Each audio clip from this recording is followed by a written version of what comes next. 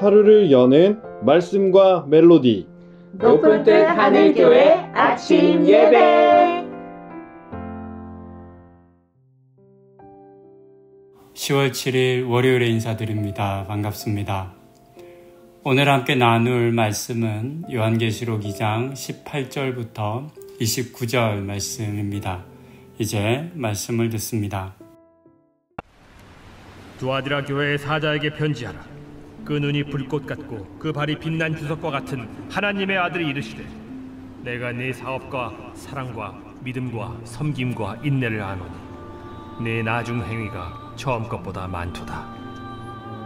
그러나 네게 책망할 일이 있노라. 자칭 선지자라 하는 여자 이세벨을 네가 용납하느니 그가 내 종들을 가르쳐 꾀어 행음하게 하고 우상의 제물을 먹게 하는도다.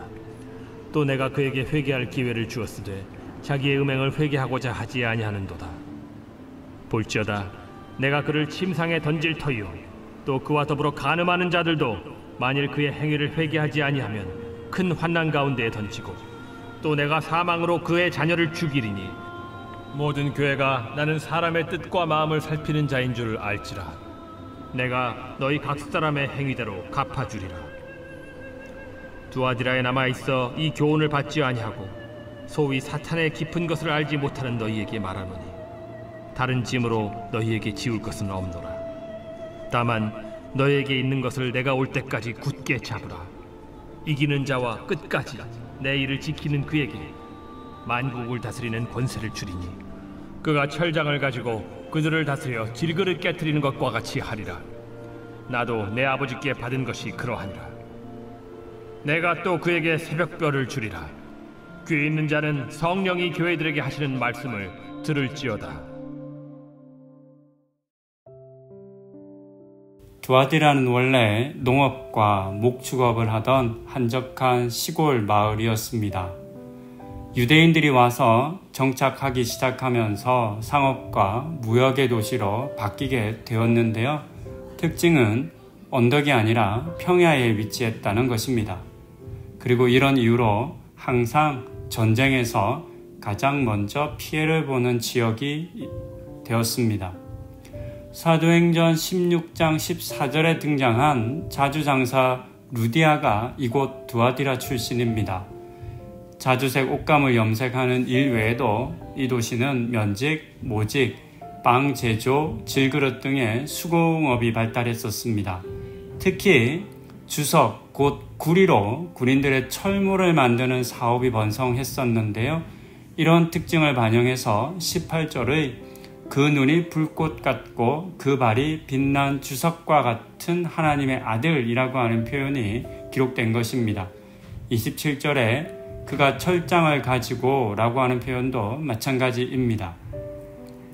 또한 같은 업종에 종사하는 사람들이 공동의 생산과 판매 등을 위해 모인 연합체인 길드가 당시 여러 도시 중에 가장 활발하게 활동했던 도시이기도 합니다. 아무래도 평지이기 때문에 이동이 쉬웠기 때문일 수 있을 것 같습니다. 이들은 도시의 정치, 경제, 사회, 종교 등에 큰 영향을 행사했기 때문에 시민으로서의 혜택을 누리려면 반드시 길드의 일원이 되어야만 했습니다. 길드는 신전에 상납금을 바치고 모여서 함께 제사를 드렸고 이후 여사제들과 성적인 관계를 맺었습니다. 물론 이것이 당시 고대 사회의 일반적인 제사법이기도 했습니다. 이런 상황에서 두아디라의 교회의 성도들은 많은 어려움을 겪을 수밖에 없었습니다. 먹고 살기 위해서는 길드에 가입해서 우상 숭배와 음행의 죄를 지어야만 했던 것입니다. 반면 죄를 짓지 않기 위해서는 길드에 가입하지 않아야 하는데 그러면 먹고 살기가 힘들어졌습니다. 그래서 많은 성도들이 이런 어려운 상황에서 갈등할 수밖에 없었습니다. 이렇게 갈등하는 상황에서 등장한 인물이 20절의 여자 이세벨이었습니다. 이세벨은 옛날 북이스라엘 아합 왕의 아내였는데요. 선지자들을 죽이고 바알 숭배를 이스라엘 전역에 크게 퍼뜨렸던 자였습니다. 마치 이세벨과 같은 사람이 지금 두아디라 교회에 등장했는데 그는 살기 위해서 우상 숭배를 하는 것은 어쩔 수 없는 일이라고 주장합니다. 문제는 이런 사람들의 말을 두아디라 교회 성도들이 좋아했다는 것에 있습니다.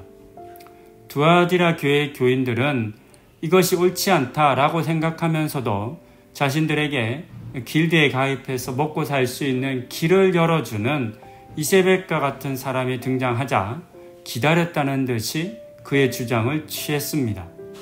신앙생활과 길드에 속해 행하는 우상숭배의 둘 다를 어려움 없이 할 수 있는 자유를 얻게 되었습니다. 이처럼 두아디라의 교인들은 세상과 타협하는 죄를 범하게 됩니다. 이 타협에 대해서 하나님께서 책망하신 내용이 오늘의 본문입니다. 다른 어느 때보다 적당한 타협에 대한 시험과 유혹이 많은 시대를 우리는 살아가고 있습니다. 그리고 사실 우리도 쉽게 타협하며 살아가는 것을 더 좋아할 때도 많습니다. 하지만 사실 타협은 문제를 해결하지는 못합니다. 타협은 직면해서 해결해야만 하는 문제를 뒤로 미루게 하는 것에 불과합니다. 더 위험한 것은 이와 같은 타협이 때로 우리를 다시 돌아오게 하지 못하는 결과로 이어지게 만드는 것에 있습니다. 하나님께서는 우리를 향해서 타협하는 신앙인이 되라 라고 말씀하지 않으셨습니다. 하나님께 모든 것을 맡기고 하나님의 인도하심을 구하는 신앙인이 되기 원하셨습니다. 이 같은 사실을 기억하고 우리의 삶 속에 혹 있을 수 있는 타협을 돌이키는 우리가 되어야 하겠습니다.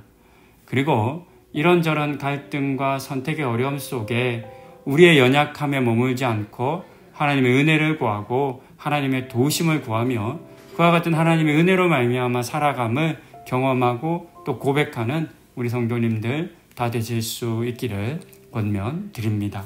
기도하시겠습니다. 우상을 숭배하고 또 음란한 행위를 하는 것이 단순히 선택의 문제가 아니라 먹고 살기 위해서 반드시 해야만 하는 그런 어려운 상황 속에 두아디라 교회 성도들이 직면하게 되었습니다. 그런 때에 이 둘 다를 행하는 것이 어쩔 수 없다. 살기 위해서 그렇게 할 수밖에 없다라고 말하는 여자 이세벨이 등장했는데 두아디라 교회 성도들이 이것을 좋아하고 말았습니다. 하나님, 이와 같은 유혹과 이와 같은 실수가 또 실패가 오늘 우리에게도 있을 수 있겠습니다. 세상을 살아가며 세상 뜻대로 살아가는 것과 하나님 말씀을 지키며 살아가는 상충될 때 하나님 우리로 하여금 타협하지 않게 하여 주시고 믿음에 견고히 붙들고 믿음을 지키는 우리 성도님들 다 되시는 은혜 허락하여 주시옵소서.